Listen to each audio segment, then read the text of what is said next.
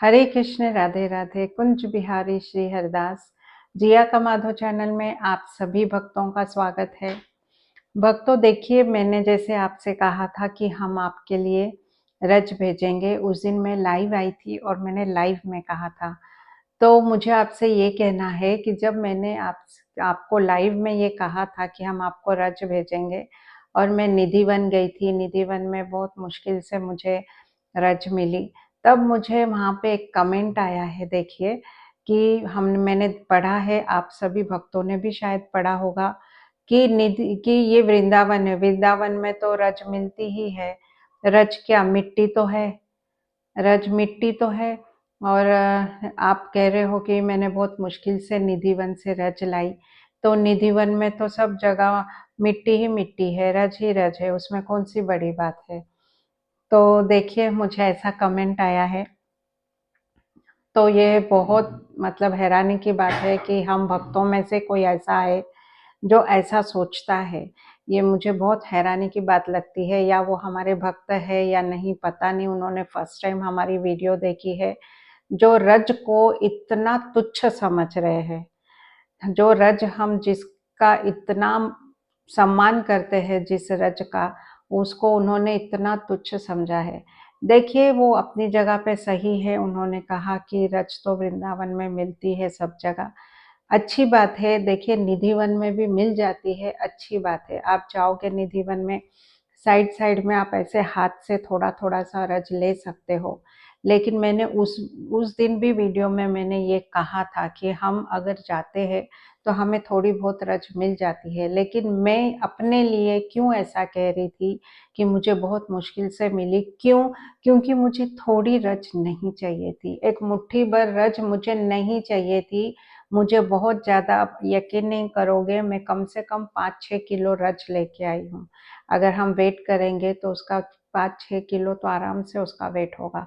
तो मैं इतनी, उससे ऊपर ही समझ लीजिए, तो मैं इतनी रज वहाँ से लेकर आई हूँ। तो इतनी रज वहाँ से मिलना मुश्किल होती है, क्योंकि जो मुझे दे रहे थे उन्होंने खुद ने कहा कि नहीं, हम नहीं दे सकते, क्योंकि अगर हमें किसी ने देख लिया तो हमें उसकी मतलब भरपाई, हमें उनको जवाब देना पड़ता है, हमें उनको मतलब बातें सुननी पड़ती है।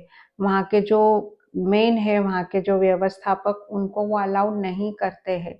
उन्होंने कहा कि आप अपने हाथ से आपको जितना होता है आप यहाँ से ले लीजिए, हम अंदर से आपको नहीं दे सकते। तो देखिए, इसीलिए मैंने आपसे कहा कि मुझे बहुत मुश्किल से रज मिली, बाकी और कोई कारण नहीं था। लेकिन देखिए, वो जो जिसने भी मुझे ऐसा कमेंट किया है, हमें मतलब चैनल पे देखिए ऐसा कमेंट हुआ है, तो ये मतलब बहुत गलत है कि एक तो उन्होंने रज को मिट्टी कहा। ठीक है, मिट्टी है, लेकिन हम उनको मिट्टी की उपमा नहीं दे रहे। वो रज, हम वृंदावन में उनको रज की उपमा दी हुई है, हम उसे रज ही कहते हैं, हम मिट्टी नहीं कहते। मिट्टी तो साधारण जो मिट्टी है हमारी, जिसकी कुछ वैल्यू नहीं है, उसको हम मिट्टी कहते हैं। मिट्टी, यहाँ की मिट्टी मतलब रज, जिसको बहुत माथे पे लगाया जाता है। जहाँ पे आप देखते हो वृंदावन में, सभी को आपने देखा होगा कि माथे पे लगा के पूरे चेहरे से वो लपेट लेते हैं, अपना चेहरा पूरा रज से लपेट के बाहर निकलते हैं। इसका मतलब सोचिए कि उनकी कितनी उसकी कीमत है, उसकी वैल्यू कितनी है।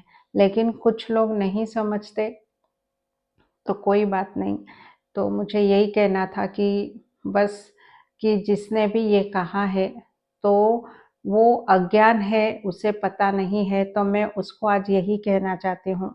हमने कमेंट में उन्हें रिप्लाई कुछ नहीं किया, अगर वो वीडियो देख रहे हैं तो उन्हें ये बात मैं समझाना चाहती हूँ कि रज को मिट्टी की उपमा मत दीजिए। रज अलग है, मिट्टी अलग है। रज बहुत बहुत ही मतलब, जैसे कृष्ण के चरणों से लगी हुई जो धूल है वो रज है। कृष्ण के चरण उस पे लगे हुए हैं, छुआ है उनको, कृष्ण ने छुआ हुआ है जिस चीज को, वो रज है, मिट्टी नहीं है। मिट्टी तो सब जगह है, पूरे देश में है, लेकिन उस वो और वृंदावन की जो मिट्टी है उसमें जमीन आसमान का फर्क है। तो उससे आप मिट्टी की उपमा मत दीजिए। रज तो रज ही है, उसको मिट्टी से तोला नहीं जा सकता। तो बस मैं आपको आज यही कहना चाहती थी कि जिसने मुझे ये कमेंट किया है वो ज़रूर इस बात से अज्ञान होगा, उसे इस बात का ज्ञान नहीं होगा कि मिट्टी और रज का क्या फ़र्क है। तो मैं आज इस वीडियो में यही बताना चाहती थी कि मिट्टी क्या है और रज क्या है। तो अगर आपने सुना होगा तो जो जिसने मुझे कमेंट किया है तो वो समझ गया होगा कि आगे से जो चीज़ का हमें ज्ञान नहीं है उस चीज़ के बारे में हमें कुछ भी उल्टा सीधा नहीं कहना चाहिए।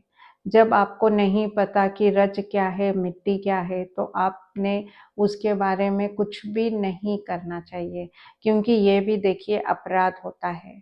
उन्होंने ये कह के हमारा कुछ नहीं हुआ, लेकिन उनका ये एक अपराध हो गया कि उन्होंने रज को मतलब रज को तुच्छ समझा। उन्होंने ऐसा करके एक अपराध कर दिया है।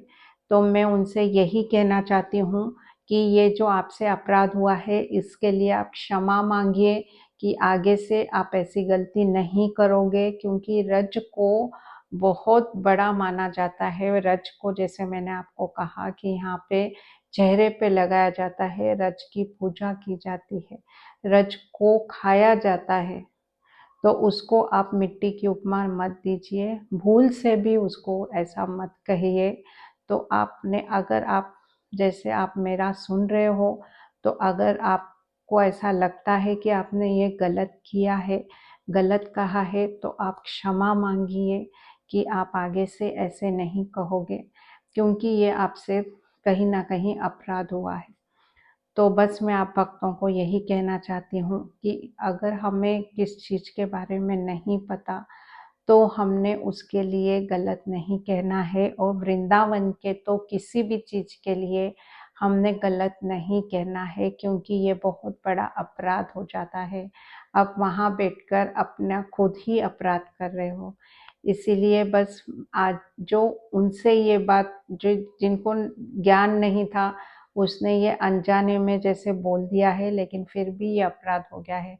तो आप सभी भक्तों को भी मतलब इससे हमें भी सीख मिलती है कि अगर हमें कोई चीज़ वृंदावन की किसी भी चीज़ के बारे में नहीं पता तो हमने कुछ भी नहीं कहना है, कुछ भी नहीं। यहाँ तक कि मैं ये भी कहती हूँ कि जब भी कोई वृंदावन आता है तो देखिए वृंदावन में आप देखोगे कि कोई भी व्यवस्था नहीं है। यहाँ पे गटर बने हुए नहीं, अंदर से पाइपलाइन नहीं है, सभी गटर के पानी बाहर बहते रहते हैं, गंदगी है सब जगह। देखिए ऐसे जूठन ऐसे डाल देते हैं, सब आपने देखा होगा। जो भी वृंदावन आते हैं तो हम कहते हैं कि यहाँ पे कितनी गंदगी है, कितनी गंदगी है, बहुत गंदा है वृंदावन में, कुछ नहीं है, सब गंदगी है, लोग कितना गंदा करते हैं। तो देखिए मैं तो ये कहती हूँ कि ये भी कहना गलत है। आप वृंदावन धाम में आ रहे हो जहाँ पे बिहारी जी रहते हैं, वहाँ पे ये बिहारी जी का देश है, ये बिहारी जी का स्थान है। तो यहाँ पे जो भी है, जैसा भी है, सब अच्छा है।